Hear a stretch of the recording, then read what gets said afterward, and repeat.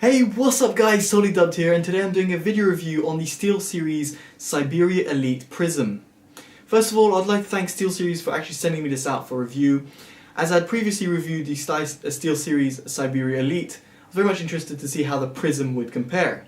So let's get straight into it and see a little closer up to the product, then we'll go into a sound quality and recording test, then jump into the conclusion. Before doing so, I'd also like to say that you can buy this on Amazon.co.uk and Amazon USA. Links will be in the description below. It can be found for about £180 in the UK and around $200 in the USA. Again, links will be in the description below. So let's get to it. So starting off with what you get in the box. You actually find that it's very similar to the previous Elite. You've got the headset themselves, you've got the USB sound card, which is excellent. Then you've got the two different terminations, which is one a straight 3.5mm jacks, one is microphone, one is line in, and the other one is a right angle jack for plugging into your mobile device. You've got the manual and a sticker, a SteelSeries sticker, and you've got that 2-meter extension cable, which is also flat cable as the product is as well. So far there's nothing very much different. Now what I'm going to do is actually plug in the headset to my PC so you guys can actually see it illuminated, and what I've done is via the software I've customized it to have like a little pattern in terms of the color. This can be completely optimized to your liking.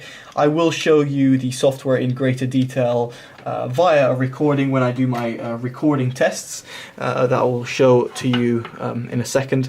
So first of all, as you can see, yes, it does illuminate on the sides. Now, illumination isn't something that really bothers me that much because obviously you have the headset on, you're not going to be really looking at it, and nor can you see it, apart from if anyone else were to look at it. So it's just something that's nice to have, but nothing too fancy for me.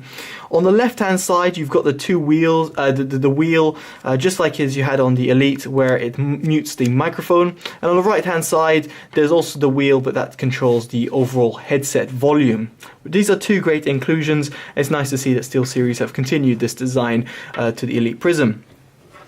Now the microphone has this nice retractable function, which I really like. As usual, great design from SteelSeries. What I like over this one over the previous Elite is the fact that the cable is a little thinner and the microphone is a little less bulky. It's quite nice to see this as it just gives this overall nice, better flush look. What you'll see on the right hand side is that you can also daisy chain the headset with another audio equipment with 3.5mm jack. This is great because if you have friends wanting to listen to the same music as you, you can do so. For example, if you're listening to music on the plane with the mobile connector, then you can do that, so that's great. Now, one thing you'll notice in comparison to the previous Elite is that the color has changed, and by that I mean is this headband. This metallic headband at the top is now fully black, which I actually kind of prefer because it just gives a more discreet look, but just do bear that in mind in comparison to the old one, that this was a kind of brushed aluminium look. They've kept the great design of this headband, which is something that you can find on audiophile headbands. It's great. I really like the comfort, and I had absolutely no complaints in terms of comfort previously, and therefore now I still don't have any complaints. It's very much great for long periods of gaming, and the padding over here is sufficient enough in order for it not to sink into your head. One thing I should mention about the comfort is the pads. Now the pads have improved. They weren't a problem before because I've got reasonably big ears, and therefore I didn't really complain too much about it. But when I compared it to the Prism, Elite Prism, what I noticed is the Elite Prism has bigger pads and a larger diameter for your ear to be in. And what I found is that gave me extra comfort. It just sat better on my head. Now, of course, this is subjective because obviously, as I said, my ears are pretty big, so it really depends on you. But personally, I found that this gave an extra notch to the Siberia Prism over the previous Siberia Elite, simply because of the extra pads. Now the pad thickness is identical, so therefore it's still very much comfortable, and the isolation is exactly the same, which is very much decent for a closed back headphone. Finally, I should mention that you still have this exposed cable on the sides over here, which is a little bit of a shame. There's nothing really you could do about that, or at least SteelSeries could do about that. There's nothing major that I'm going to complain about. So now, let's go on to the sound quality and recording and see what you guys think about it, and also share my opinions about it. And there we go, everything you can hear right now is coming straight from the SteelSeries Siberia Elite Prism. You can hear that the sound quality isn't quite what you expected. It sounds muffled and it sounds condensed. Something doesn't sound quite right. Very much disappointed in SteelSeries over here, because normally I wouldn't have expected this. I would have expected a progression in terms of the sound quality, or at least the recording quality, but in this respect it really does feel like a step backwards, which is not a good sign. On top of that, if you can hear closely, you'll be able to hear this little clicking type of sound. I'm just going to go quiet quickly. I don't know what that sound is, and with all different sort of setups, it still has it. Very much disappointed in this, because obviously recording is going to be a major aspect of this headset, and if it can't do recording, then why is it a headset in the first place? Now, in terms of the mute functionality, it works, but when I mute it, you hear a loud pop going out and then coming back. So now watch this. I'm going to go muting. Continue speaking right now so that you can continue to hear what I'm. And there we go. So you can hear that when I am muting my microphone, there is some sort of pop sound. Again, SteelSeries haven't fixed this. I know this was a previous issue on a previous model. I can't remember which one it was, but it was this issue, and it's just a shame that they haven't fixed this. Considering this headset is pretty much top of the range, it's a little bit disappointing to see. Now I'm going to get off this recording of the headset and go straight on with my camera, because the clicking noise will probably be driving you insane. Now if we look at the software, it is actually quite simple. Once you click on this, you can change the different configurations, and you can go into settings and go into about, just check what version you're on. Now the actual software itself is very much simple, just like it was on the previous model. You can do a color shift, you can do a volume trigger, for example, a breathing, a steady, different color illumination, so the colors are very much a great addition, and the fact that you can choose whatever color you want is brilliant. But again, as I said, it's something that I would really care about that much.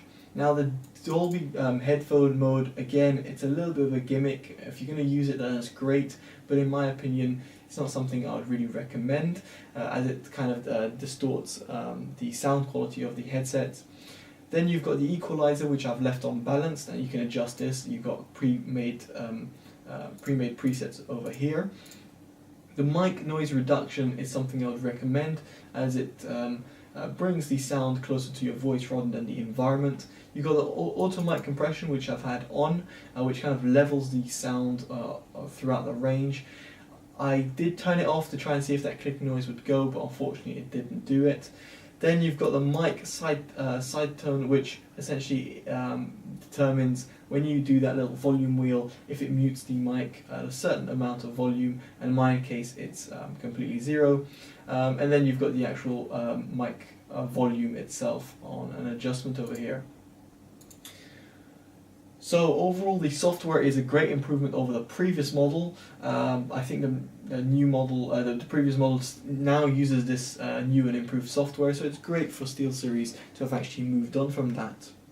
Now the sound quality, the actual audio quality of this headset. Now the audio quality was actually really good. What I noticed was increased better mids, better soundstage. The highs were a little bit less rolled off than they were before. Of course, they're still rolled off, but there is not as significant as the previous Elite. The lows as well are decent. They're not as punchy sounding as the Elite. These seem a little bit more rounded and a bit more control, let's put it that way. The extension is still there. You've got a nice extension in the lows. Being closed back headphones, you'd expect that, and it's good to see that. They're not amazing, they don't extend fully, they do cut off at a certain point, but there's still a little tiny improvement over the previous Elite model. So in terms of the overall sound quality you get for a headset, I was actually very much impressed. So much so that it was a better headset than the previous Elite in terms of sound quality. So raw sound quality of the headset is very, very good.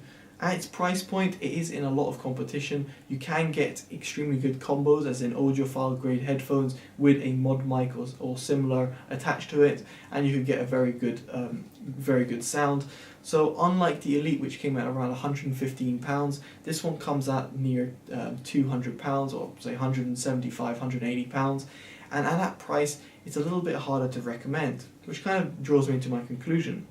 The Elite Prism for me is a little bit higher priced than it should be, considering its mic problems, which is a fundamental flaw in my opinion to any sort of headset. I find it a little bit hard to recommend. Sure, the audio quality is a little bit better, sure the comfort is a little bit better, and the fact that it's got a nice look is always a plus, although that doesn't really concern me that much. It is slight improvements here and there, but where it really falls down is its price and its actual recording quality, which are two things which are major when it comes to buying a headset. You need to buy the headset with the money you've got, then you've actually got to use it as a headset rather than just a headphone. So in that respect, I don't know if I can really recommend the Prism. If it drops to maybe £120, £130 price tag, which I feel that it's a little bit more than the previous model, but not too much more, then I would say yeah, it's plausible, but still that recording problem is fundamental. Now, it could be case by case, it could be I've got this dud unit of some sort, but I highly doubt it. It's just something you should bear in mind before buying it. So, in conclusion, a decent headset, let down by its price and its audio recording, but apart from that, a good all-rounder.